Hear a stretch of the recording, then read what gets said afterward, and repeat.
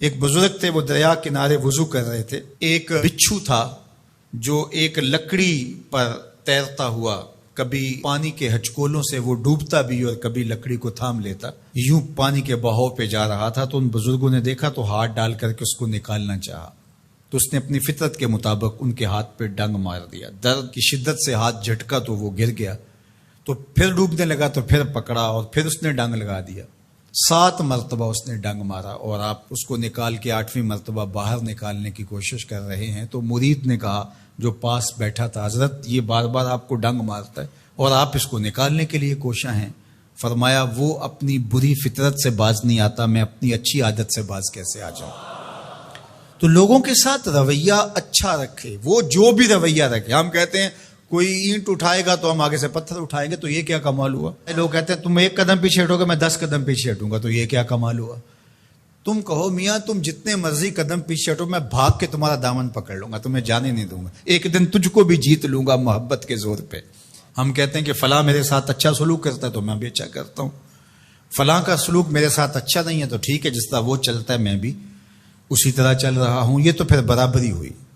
اگر کوئی برائی کے ساتھ معاملت کرتا ہے تو آپ بھی اس کے ساتھ ایسے ہی کرتے ہیں، تو برائی میں برابر ہے. اور اگر آپ کے ساتھ کوئی اچھا سلوک کرتا ہے تو آپ بھی اس کے مقابلے میں اچھا کرتے ہیں، تو پھر بھی آپ برابر ہے، لیکن اچھائی میں برابر ہے.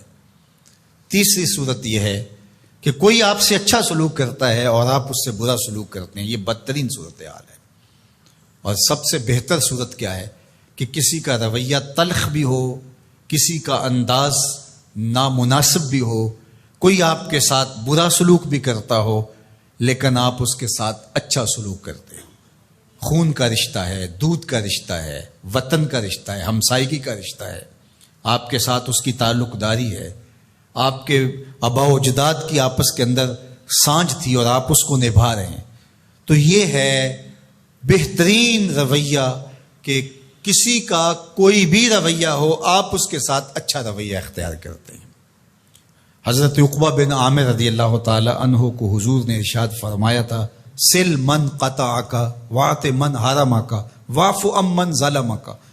اے عقبہ بن عامر، جو تجھ سے تعلق توڑے تو اس سے تعلق جوڑ، جو تجھے محروم رکھے تو اس کی جھولیاں بھر دے، اور جو تیرے پہ زیادتی کرے تو اس کو معاف کر دے، اس سے درگزر فرما. یہ بہترین کردار ہے جس سے ایک اچھا ستھرا پاکیزہ اور مناسب معاشرہ ترتیب پاتا ہے اور ترکیب پاتا ہے.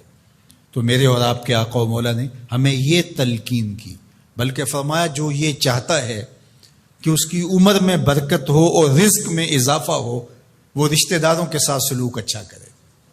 یہ راز ہے عمر میں برکت کا اور رزق میں اضافے کا.